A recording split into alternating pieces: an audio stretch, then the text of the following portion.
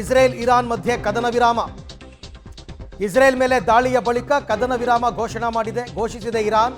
ಈಗ ಬೆಳಿಗ್ಗೆ ಅಷ್ಟೇ ಕದನ ವಿರಾಮ ಇಲ್ಲ ಅಂತ ಇರಾನ್ ಹೇಳಿತ್ತು. ಈಗ ಬರ್ತಾ ಇರೋ ಮಾಹಿತಿ ಪ್ರಕಾರ ಇರಾನೇ ಘೋಷಣೆ ಮಾಡಿದೆ. ಈಗ ಇರಾನ್ ಕದನ ವಿರಾಮ ಘೋಷಣೆಯನ್ನ ಮಾಡಿದೆ. ಇಸ್ರೇಲ್ ಇರಾನ್ ಮಧ್ಯೆ ಕದನ ವಿರಾಮ. ಅಲ್ಲಿಗೆ ನಾನು ಬೆಳಿಗ್ಗೆನೂ ಹೇಳ್ತಾ ಇದ್ವಿ, ಎರಡರಲ್ಲೂ ಒಂದು ರಾಷ್ಟ್ರ ಅನೌನ್ಸ್ ಮಾಡಬೇಕು, ಅಮೆರಿಕ ಅಲ್ಲ. ಕೊನೆಗೆ ಇರಾನೇ ಘೋಷಣೆ ಮಾಡ್ತು. ಟ್ರಂಪ್ ಹೇಳಿದ್ರು ಮೊದಲು ಕದನ ವಿರಾಮ ಇರಾನ್ ಘೋಷಣೆ ಮಾಡುತ್ತೆ ಅಂತ. ಅದರ ಪ್ರಕಾರನೇ ಈಗ ಇರಾನ್ ಘೋಷಣೆ ಮಾಡಿದೆ. ಬೆಳಿಗ್ಗೆ ಕೂಡ ಇಲ್ಲ ಅಂತ ಹೇಳಿದರು. ಮೊದಲು ಇಸ್ರೇಲ್ ಅವರು ನಮ್ಮ ಮೇಲೆ ದಾಳಿ ಮಾಡೋದು ನಿಲ್ಲಿಸಲಿ, ಆಮೇಲೆ ಮಾತಾಡ್ತೀವಿ ಅಂತ. ಈಗ ಸದ್ಯಕ್ಕಂತೂ ಇಸ್ರೇಲ್ ಇರಾನ್ ಮಧ್ಯೆ ಕದನ ವಿರಾಮ ಘೋಷಣೆ ಆಗಿದೆ. ಅಂದರೆ ಇರಾನ್ ಕೂಡ ಏನು ಏಕಾಏಕಿ ಅನೌನ್ಸ್ ಮಾಡಿದ್ದಲ್ಲ. ತನಗೆ ಯಾರ್ಯಾರು ಹೊಡೆದಿದ್ರು ಅವ್ರಿಗೂ ಇವರು ರಿವರ್ಸ್ ಹೊಡೆದ್ಬಿಟ್ಟು ಆಮೇಲೆ ಕದನ ವಿರಾಮ ಘೋಷಣೆ ಮಾಡಿದ್ದಾರೆ. ಅಮೇರಿಕಾಗೂ ಹೊಡೆದ್ರು, ಇಸ್ರೇಲ್ಗೂ ಹೊಡೆದ್ರು. ಹೊಡೆದ ನಂತರ ಈಗ ಇರಾನ್ ವತಿಯಿಂದ ಕದನ ವಿರಾಮ ಘೋಷಣೆಯಾಗಿದೆ. ರೈಟ್, ಈ ಬಗ್ಗೆ ಮತ್ತಷ್ಟು ಮಾಹಿತಿ ನನ್ನ ಕೊಲೀಗ್ ಶಬೀರ್ ಅವರಿಂದ ಪಡ್ಕೊಳ್ಳೋಣ. ಶಬೀರ್, ನಾವು ಬೆಳಗ್ಗೆ ಕೂಡ ಮಾತನಾಡ್ತಾ ಇದ್ವಿ, ಎರಡು ರಾಷ್ಟ್ರಗಳಲ್ಲಿ ಒಂದು ರಾಷ್ಟ್ರ ಅನೌನ್ಸ್ ಮಾಡಬೇಕು ಕದನ ವಿರಾಮವನ್ನು ಅಂತ. ಅದರ ಪ್ರಕಾರ ಈಗ ಇರಾನ್ ಕದನ ವಿರಾಮವನ್ನು ಘೋಷಣೆ ಮಾಡಿದಂತಾಗಿದೆ. ಸೊ ಈಗ ಮುಂದೇನು, ವಾಟ್ ನೆಕ್ಸ್ಟ್ ಅಂತ ಹಾಗಾದರೆ? ಈಗ ಸದ್ಯಕ್ಕೆ ಇರಾನ್ ಕದನ ವಿರಾಮವನ್ನು ಘೋಷಿಸುವಂತ ಕೆಲಸವನ್ನ ಮಾಡಿರುವಂತದ್ದು. ಹೀಗಾಗಿ ಎರಡೂ ದೇಶಗಳ ನಡುವೆ ನಡೀತಾ ಇದ್ದಂತ ಒಂದು ಸುದೀರ್ಘ ಸಂಘರ್ಷಕ್ಕೆ ತಾತ್ಕಾಲಿಕ ಬ್ರೇಕ್ ಬಿದ್ದಂತಾಗಿದೆ.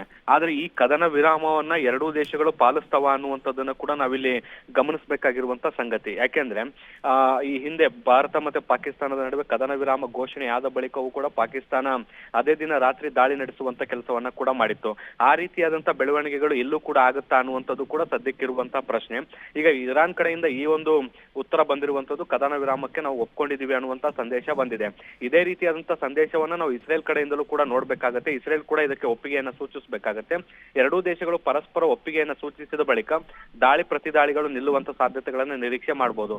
ಒಂದ್ ವೇಳೆ ಇರಾನ್ ಒಪ್ಕೊಂಡು ಇಸ್ರೇಲ್ ಒಪ್ಕೊಳ್ಳದೆ ಇದ್ರೆ ಮತ್ತೆ ಸಂಘರ್ಷ ಮುಂದುವರಿಬಹುದಾದಂತಹ ಸಾಧ್ಯತೆಗಳು ಕೂಡ ಇರುತ್ತೆ. ಹೀಗಾಗಿ ಇಸ್ರೇಲ್ ನಿಂದ ಯಾವ ಉತ್ತರ ಬರುತ್ತೆ ಅನ್ನುವಂಥದ್ದನ್ನ ಕೂಡ ನಾವು ಇನ್ನಷ್ಟೇ ಕಾದ್ ನೋಡ್ಬೇಕು. ಅರವಿಂದ್, ಬಟ್ ಟ್ರಂಪ್ ಬೆಳಗ್ಗೆ ಹೇಳಿದ ಪ್ರಕಾರ ಇರಾನೇ ಮೊದಲು ಕದನ ವಿರಾಮ ಘೋಷಣೆ ಮಾಡುತ್ತೆ ಅಂತ, ಅದ್ರ ಪ್ರಕಾರನೇ ಆಯ್ತಾ ಅಂತ ಶಬೀರ್? ಹೌದು.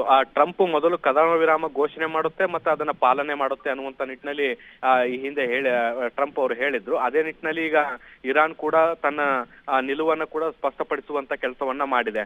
ಆದ್ರೆ ತೆರೆಮರೆಯಲ್ಲಿ ಎಲ್ಲೋ ಒಂದು ಕಡೆ ಒಂದಷ್ಟು ಗೊಂದಲಗಳು ಇರುವಂತದ್ದು ಬಹಳ ಸ್ಪಷ್ಟವಾಗಿ ಕಾಣಿಸ್ತಾ ಇರುವಂತದ್ದು. ಯಾಕೆ ಅಂದ್ರೆ ಅಮೆರಿಕದ ಅಧ್ಯಕ್ಷ ಡೊನಾಲ್ಡ್ ಟ್ರಂಪ್ ಅವರು ಎರಡೂ ದೇಶಗಳು ಕದನ ವಿರಾಮಕ್ಕೆ ಒಪ್ಕೊಂಡಿದ್ದಾವೆ ಮತ್ತೆ ಅದನ್ನ ಪಾಲಿಸ್ತವೆ, ಇರಾನ್ ಇದನ್ನ ಆರಂಭ ಮಾಡಲಿದೆ ಅನ್ನುವಂತ ಮಾಹಿತಿಯನ್ನ ಹಂಚಿಕೊಂಡ ಬೆನ್ನಲ್ಲೇ ಇರಾನ್ ಆರಂಭದಲ್ಲಿ ಈ ಒಂದು ಮಾಹಿತಿಯನ್ನ ನಿರಾಕರಿಸುತ್ತೆ ಮತ್ತೆ ಈ ರೀತಿಯಾದಂತ ಯಾವುದೇ ಒಪ್ಪಂದಗಳಾಗಿಲ್ಲ ಅನ್ನುವಂಥದ್ದನ್ನ ಸ್ಪಷ್ಟಪಡಿಸುವಂತ ಕೆಲಸವನ್ನ ಮಾಡುತ್ತೆ. ಇದಾದ ಕೆಲವೇ ಗಂಟೆಗಳು, ಬಹುಶಃ 2 ರಿಂದ 3 ಗಂಟೆಗಳಾಗಿರ್ಬೋದು, ಆ 2 ರಿಂದ 3 ಗಂಟೆಯ ಅವಧಿಯಲ್ಲಿ ಈಗ ತನ್ನ ನಿಲುವನ್ನ ಬದಲಿಸುವಂತ ಕೆಲಸವನ್ನ ಕೂಡ ಈಗ ಸದ್ಯಕ್ಕೆ ಇರಾನ್ ಮಾಡಿರುವಂತದ್ದು. ಮತ್ತೆ ಯುದ್ಧ ಏನು ಕದನ ವಿರಾಮಕ್ಕೆ ನಾವು ಒಪ್ಪಿಗೆಯನ್ನು ಸೂಚಿಸಿದ್ದೇವೆ ಮತ್ತೆ ಅದನ್ನು ನಾವು ಫಾಲೋ ಮಾಡ್ತೀವಿ ಅನ್ನುವಂತ ನಿಟ್ಟಿನಲ್ಲಿ ಸ್ಪಷ್ಟನೆಯನ್ನು ಕೊಡುವಂತ ಕೆಲಸವನ್ನ ಕೂಡ ಮಾಡಿದೆ. ಆದ್ರೆ ಇಲ್ಲಿ ಕುತೂಹಲ ಅಂದ್ರೆ ಇಸ್ರೇಲ್ ಇನ್ನೂ ಯಾವುದೇ ಪ್ರತಿಕ್ರಿಯೆಗಳನ್ನ ನೀಡಿಲ್ಲ. ಈಗ ಅಮೆರಿಕ ಮಧ್ಯಪ್ರವೇಶ ಮಾಡಿರುವಂತಹ ಹಿನ್ನೆಲೆಯಲ್ಲಿ ಇಸ್ರೇಲ್ ಇದನ್ನ ಮೊದಲು ಒಪ್ಕೊಳ್ಬೇಕಾಗಿತ್ತು ಅಥವಾ ಈ ರೀತಿಯಾದಂತ ಒಂದು ಮಾತುಕತೆ ನಡೆದಿದೆ ಅನ್ನುವಂಥದ್ದನ್ನ ಸ್ಪಷ್ಟಪಡಿಸಬೇಕಾಗಿತ್ತು. ಆದ್ರೆ ಇರಾನ್ ಈವರೆಗೂ ಈಗಾಗಲೇ ಸ್ಪಷ್ಟಪಡಿಸಿದೆ. ಆದ್ರೆ ಈವರೆಗೂ ಇಸ್ರೇಲ್ ಸ್ಪಷ್ಟಪಡಿಸದೇ ಇರುವಂತದ್ದು ಹಲವಾರು ಗೊಂದಲಗಳಿಗೂ ಕೂಡ ಕಾರಣ ಆಗಿರುವಂತದ್ದು. ಬಹುಶಃ ಸಮಯ ಕಳೆದಂತೆ ಈ ಎಲ್ಲಾ ಪ್ರಶ್ನೆಗಳಿಗೂ ಕೂಡ ಉತ್ತರ ಸಿಗುವಂತ ಸಾಧ್ಯತೆಗಳು ಕೂಡ ಇದಾವೆ. ಥ್ಯಾಂಕ್ ಯು ಶಬೀರ್ ತಮ್ಮೆಲ್ಲ ಮಾಹಿತಿಗೆ. ಬೆಳಗ್ಗೆ ಎಕ್ಸ್ನಲ್ಲಿ ಅವ್ರು ಬರ್ಕೊಂಡಿದ್ದು ಟ್ರಂಪ್ ಮುಂದಿನ ಅಪ್ರಾಕ್ಸಿಮೇಟ್ಲಿ 6 ಗಂಟೆಯಲ್ಲಿ ಎಲ್ಲರೂ ಕೂಡ ಅವರವರ ಇದರಿಂದ ಹಿಂದೆ ಸರಿದು ಘೋಷಣೆ ಆಗುತ್ತೆ ಅಂತ. ಅದ್ರ ಪ್ರಕಾರನೇ ನಡೆದಿದೆ. ಮೊದಲು ಇರಾನೇ ಘೋಷಣೆ ಮಾಡುತ್ತೆ ಅಂತಲೇ ಟ್ರಂಪ್ ಹೇಳಿದ್ದು, ಅದ್ರ ಪ್ರಕಾರನೇ ನಡೆದಿದೆ. 6 ಗಂಟೆಯ ಟೈಮ್ ತೊಗೊಂಡಿತ್ತಲ್ಲ, ಆ ಟೈಮ್ನಲ್ಲಿ ಈಗ ಎಲ್ಲವೂ ಕೂಡ ಸೆಟ್ಲ್ ಆಗಿ ಮೊದಲಿಗೆ ಅವರು ಅನೌನ್ಸ್ ಮಾಡಿದ್ದಾರೆ ಅಂತಕ್ಕಂಥದ್ದು. ಇಸ್ರೇಲ್ನ ರಿಯಾಕ್ಷನ್ ಏನು ಅಂತಕ್ಕಂಥದ್ದನ್ನು ಕಾದು ನೋಡೋಣ.